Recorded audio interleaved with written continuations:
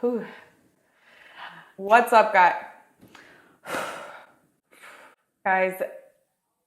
Sometimes the goal for this channel, the mission of this channel was sharing back my e-commerce journey so I can help people learn and grow, whether that means sharing my wins or my losses. Sometimes business is not always pretty and people don't always want to share the non-pretty sides of business. And this video has been a long time coming. Yeah, I'm just very nervous to share it, but I know that it's gonna benefit a lot of people from learning from my experience. In this video, I'm gonna be going over how we got suspended on Etsy in 2021, resulting us losing about 6 months of sales traffic. And basically that resulted in our store 2020 doing $945,000 in 1 year to 2021 only doing around $424,000 in 2021. Hey guys, so as you can see here in 2021, our sales just completely died off here, starting in April when we were shut down, and then we do end up getting it back here in September, and we see a slow growth continue here.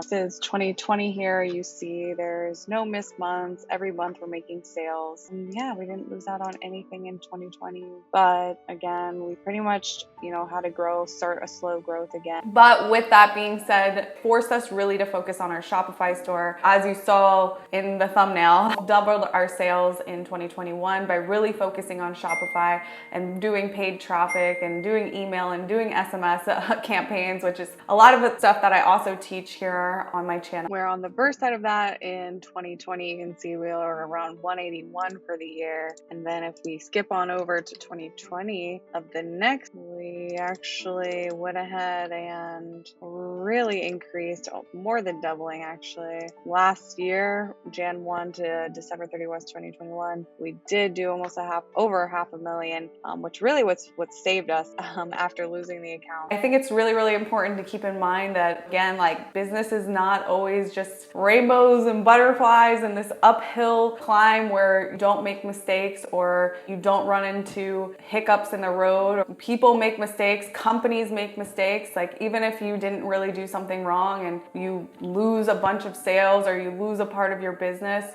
that's part of it. It can either, sit there and cry about it, which I definitely did. Don't worry, I did.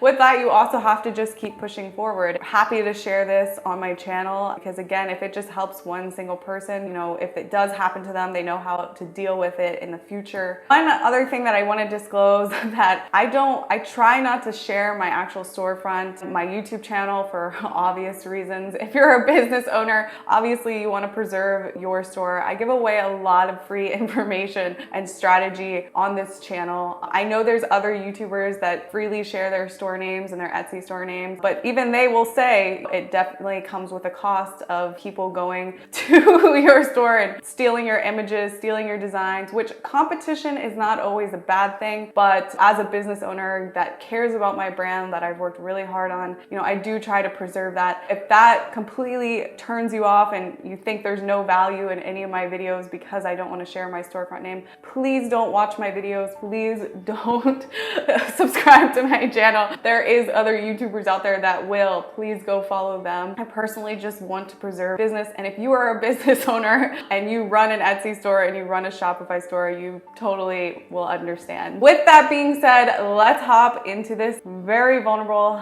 video.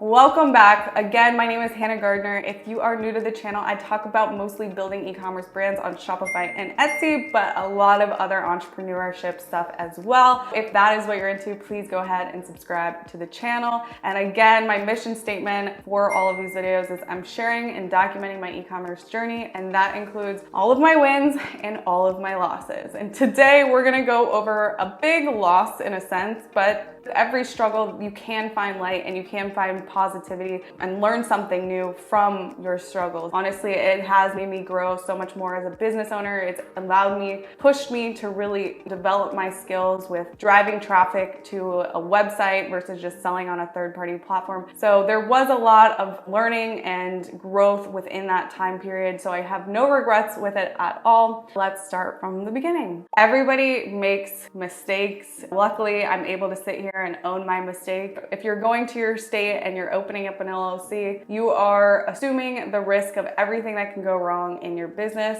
At the end of the day, I signed up for this and I completely own my mistakes. When I first opened my store in 2019, I was going through and making some listings. I think when I first launched my store, I already had about 150 listings within the first month of just different designs that we were developing, testing out listings. I was pretty much a complete amateur and didn't really know the rules of Etsy.com, and like most of us, I didn't sit there and read through every policy of Etsy. I was 21 at the time and I just started launching as many listings as I could. I knew a little bit about keyword research and competitor analysis, and part of that is something that I actually show how to do is by doing competitor analysis and seeing what keywords people are using that for the people that are the top sellers. So when I did that, found certain keywords, I would put them into my listing so I could also try to rank for those keywords for my niche. Unfortunately,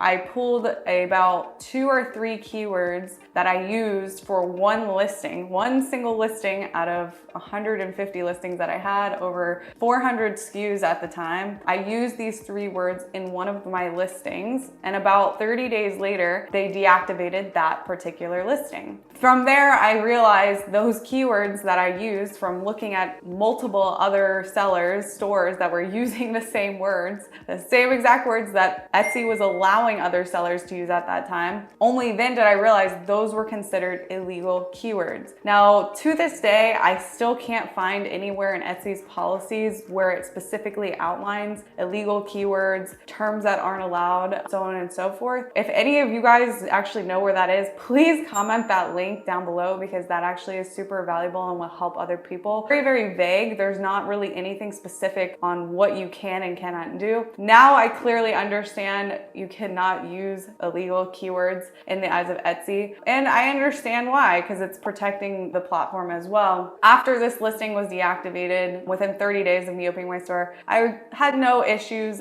continued selling in my store. Fast forward to about 6 to 8 months later, I hired a young kid to help me with my Etsy store on the marketing side, so with like paid traffic, doing keyword research, listing optimization. And so I taught him basically do what I do when it comes to keyword research and competitor analysis. Of course, this is 100% my fault. He had only been working for me for about 48 hours. I hadn't trained him on the illegal keywords and what keywords not to use. I only had showed him what keywords to use. So what does he go and do when he's doing keyword research? He goes into his search terms on Etsy.com inside of your account, and what words is Etsy showing him that people are searching for? What Etsy was showing us in our search terms what people were searching for, and what does he see? A bunch of illegal keywords. And so what does he do? Not knowing that that's not allowed, especially because Etsy.com is suggesting those words to him, he goes and takes those keywords and puts them back into a bunch of listings. And in that night, we got deactivated from our Etsy account for 9 days. Huge harm in getting shut down. Obviously, you have no sales traffic for 9 days, but what it also does is it completely ruins your rankings for all of your products. So if you are indexed on page 1 and you shut down that listing for 9 days, your listing becomes irrelevant by 7 days later,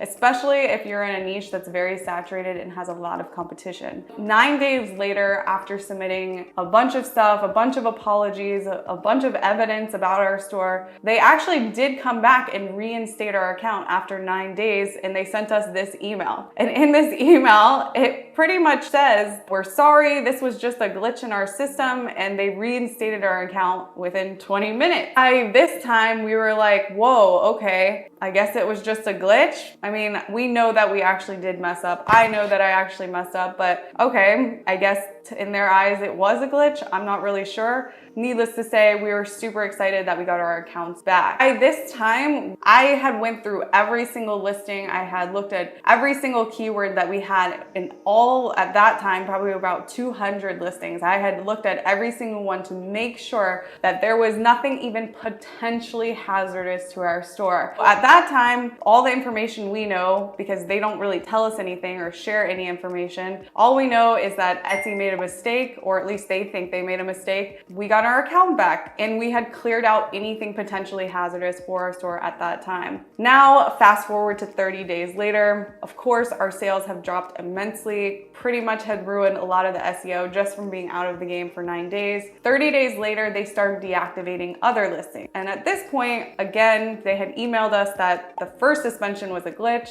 and we had literally went crazy trying to make sure that everything was completely set up perfectly. There was nothing potentially hazardous. We're back in business. We're making new designs. We're launching listings again. And then they start deactivating listings again. They had just told us that it was a glitch in their system. So what do I think? I think obviously it's another glitch in your system. Like, at that point, we have completely checked every single listing to make sure nothing, even if it actually wasn't a bad keyword, just anything that someone could say that it was potentially hazardous. Once they were deactivating listings again, we were like, they deactivated one listing again, just one listing, not many listings. Once they did that, you know, what did I do? I reactivated the listing. And then I guess to the Etsy algorithm that shuts down accounts or whatever, to them, it made it that out to the algorithm, or whatever the algorithm is that just automatically shuts accounts down. I guess it made it seem like we were just being defiant by just reactivating a listing that they deactivated. And then that night, again, we got suspended. And that suspension lasted for 4 months. 4 months without any sales traffic. At the time, I wasn't really focused on my Shopify store because we were so tuned into Etsy and had fine-tuned all of our processes from design to photography to fulfillment to product research that I was just putting a lot of time into my Etsy store. So I didn't really focus on Shopify.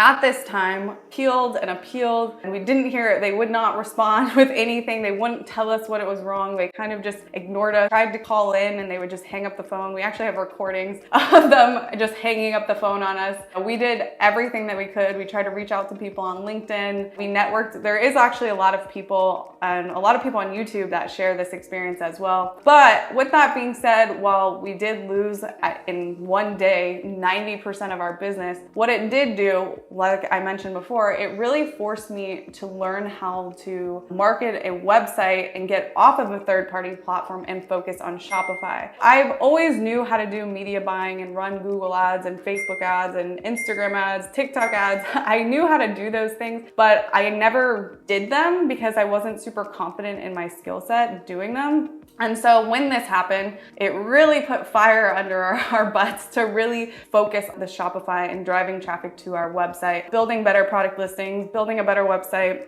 doing better email campaigns, doing better SMS campaigns, everything, the whole engine of running a website. In that time, we actually got up our website to spending about $2,000 a day, just Facebook and Instagram ads alone. Honestly, it's such like a blessing in a way because it allowed me to learn this entire new skill set that I didn't have previously. You know, in the case that our Etsy account never came back, at least we honestly have built, you know, a reputable store and know how to actually run traffic to a website, which is the goal for any Etsy seller. Not to say that every single person on Etsy wants to have a website, but for the portion of people that do, super valuable thing to have a website and have ownership of your sales data and of your customer list. As one day to the next, if you're selling on eBay, Amazon, Etsy, where you're such a small fish in a large pond, they don't really care about your store. And Etsy just proved that time and time again when nobody would reach out to us, nobody would pick up the phone and call us. The moral of the story is you can always learn something new and take good out of a horrible situation. 4 months later, Etsy reinstated our account and, you know, sent us back an email, basically still not really describing what we did wrong or what policy we broke. They kind of vaguely outlined some of their policies that were in play that they had, but they didn't tell us what we did wrong. We just kind of took it with a grain of salt, and we were super grateful and super thankful that we were able to get our accounts back. Obviously, to this day, it's now been about 4 or 5 months down the road. Our numbers are nothing of what they used to be. We've lost all of our positions on Etsy. Etsy is still not our main driver of like sales anymore, because we really did lose pretty much everything. I had such a good learning experience through this process, and I'm happy that I'm able to share this information back with you so that nobody watching this video will ever make the same mistake that I did, and really just take everything, read the policies, even if you don't fully understand them because they are vague. Just implement their policies to the extreme just to really, really ensure that you're playing by the rules, because again, you're just a small little fish in such a big pond. From one day to the next, if you're selling on a third-party platform, you're assuming that risk signing up to become a seller. So you really just need to protect yourself as much as you can. That's why you've probably seen on my channel in the last like 5 months, I've been making a lot more videos about Shopify, because I'm literally in real time learning this stuff and sharing back what I'm learning with the Shopify side of things. I recently did make a video actually about why I sell on both platforms, and I cover a lot more of this information more in depth. So it is super beneficial to know that that is an option and you don't just have to sell on third-party platforms. I networked with a lot of other ex-Etsy business owners during this time, and a lot of people had similar and actually really worse experiences where they just lost everything and never got their accounts back. Just they were avid sellers for years and years and years. So it can happen to anyone, but again, you do want to be preventative and do as much as you can to make sure that you are doing right by Etsy.com. I hope you guys got some value out of this video. If you guys have questions, comments, if you know more about the policies and have found more specific policies that I did not mention, please link those in the description. It helps me immensely. This was a super vulnerable and scary video to post, but again, the mission statement for this channel is really helping other entrepreneurs and helping people, quit their 9-to-5s and go full-time, whatever it is online business that you're trying to build. That really makes me happy, and that really gets me excited when I see people getting results and doing things out of the norm for themselves and becoming a business owner. It is a scary step within itself, and that's why I make these videos, because again, if it just helps one person, then like it was totally worth it to me. Thank you guys for watching, and I will see you guys in the next video.